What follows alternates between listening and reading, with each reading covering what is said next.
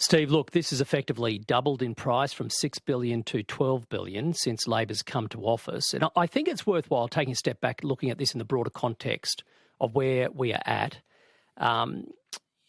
Labor is already behind in a lot of its targets, whether it be emissions, whether it be renewables, its price targets.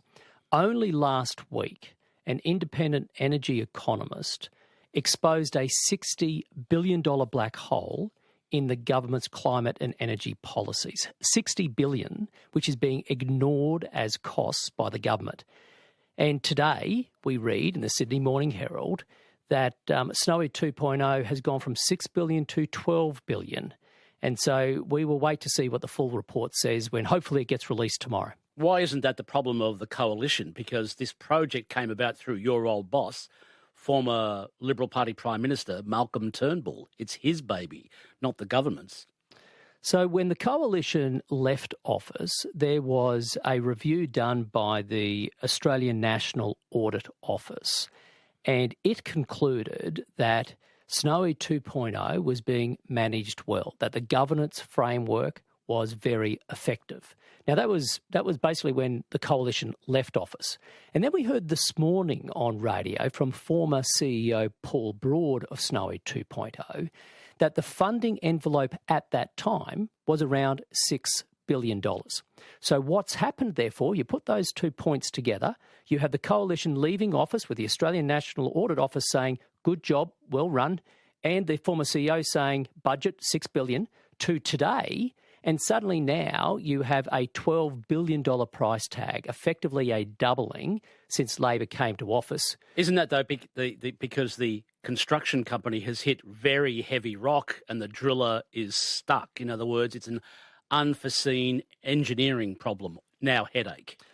Steve, I think there's no doubt that this is one very complex engineering feat.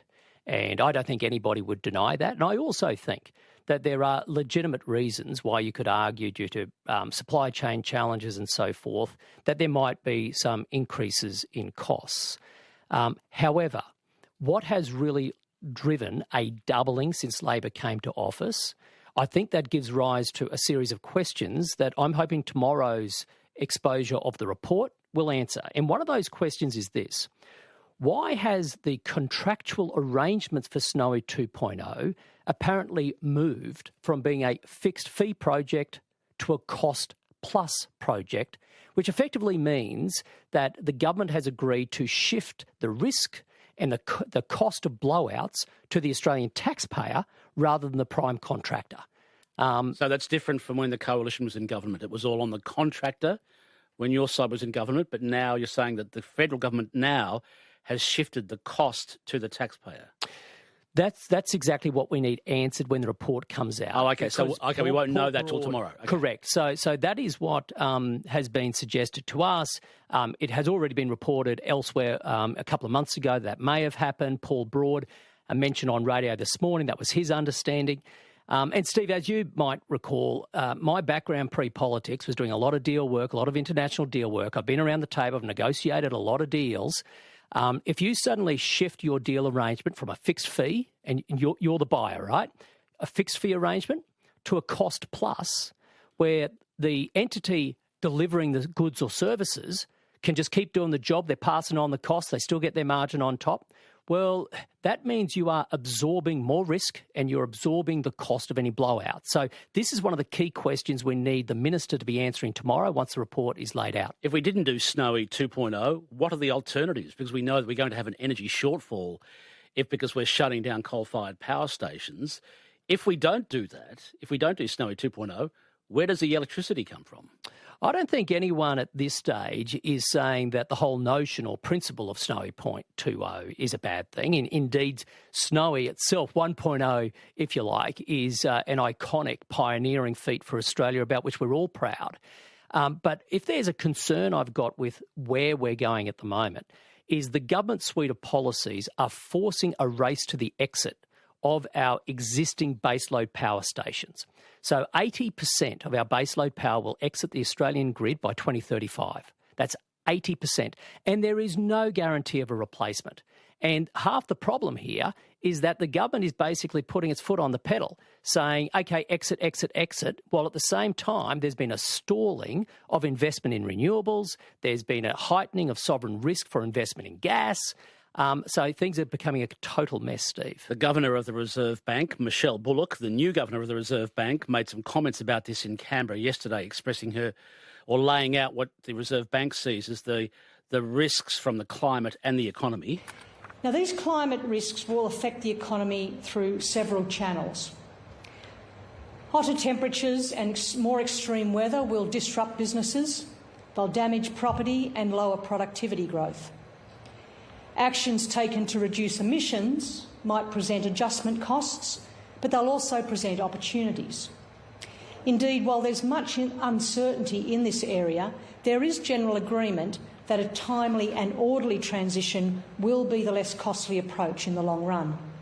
Ted O'Brien is the Queensland federal member for Fairfax. He's also the shadow spokesperson for climate change and energy. This is ABC Radio Brisbane. Steve Austin's my name.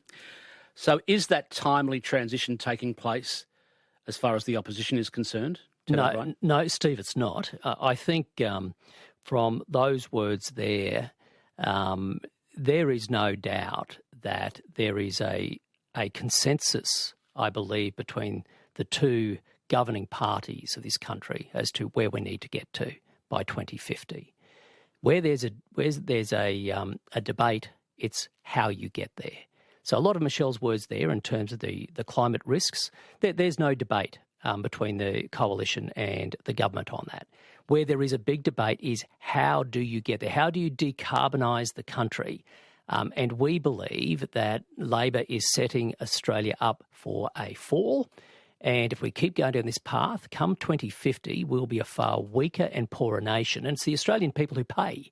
I mean, for the RBA leader to come out in her first real milestone speech since taking the position, making it very clear that basically if you get the energy policy wrong, it's going to hit Australians. It'll hit them directly through their electricity and gas prices, but indirectly it's going to hit a whole bunch of goods and services that you buy off the grocery shelf. And because inflation goes up, cash rate goes up, so too does your mortgage, well, you're going to be paying more. And this is the problem. Labor came to office promising Australians a $275 reduction in household power bills. Instead, power bills have gone up by hundreds of dollars in their first year. Now we're in their second year, and they're forecast to go up in some parts of the country by nearly, $600. It's going the other way. Australians are paying. They know it's not working. We've got threats to reliability of supply, so we don't know if the lights are going to be going out. It's an unmitigated disaster right now. So what's the answer? The answer is we need to have a different approach to decarbonise the Australian economy. Like what? Like how? One that is not ideologically driven, as Labor's is, but one that adopts an all-of-the-above approach. So difficult. You're talking about including nuclear in the mix somewhere. Nuclear, carbon capture and storage, you name it. There's a whole suite of technologies that other countries are using today that this government is refusing to even consider because of their ideological proclivity. That is irresponsible. Australians are paying, and they're just going to be paying more and more.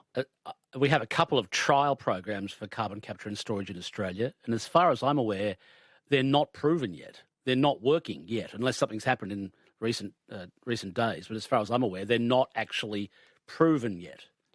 Look, CCS is being used in terms of whether or not it can develop at the level of scalability that is required. Mm-hmm.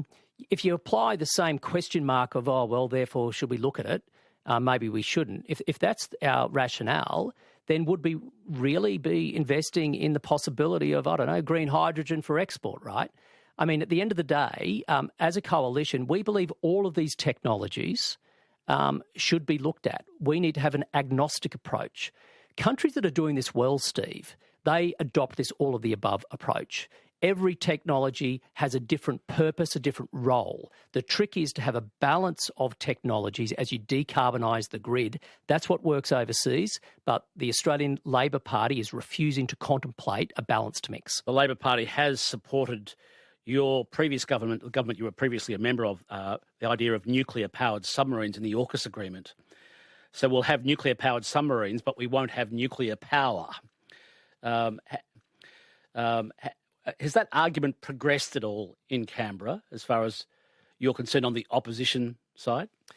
Steve, I think it's progressed with the Australian people, most importantly. I don't see any movement from the Labor government on it. It exposes an inherent contradiction. The nuclear reactors that will be in Australia's AUKUS nuclear-propelled submarines, well, they generate energy. They're nuclear reactors that generate energy.